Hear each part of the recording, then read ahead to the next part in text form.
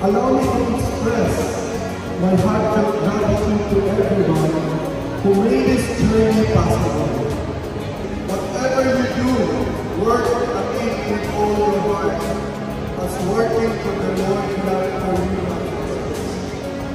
That's what makes your service powerful, not just because you were required to do it, but because you choose to give your best.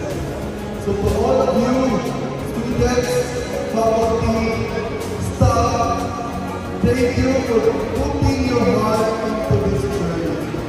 Let's continue to serve, not just with our hands, but with purpose, with faith, and with compassion.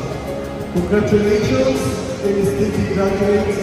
Padayon sa pagservisyo, mabuhay ang inyong kasingkasing at kakalagan, mabuhay ang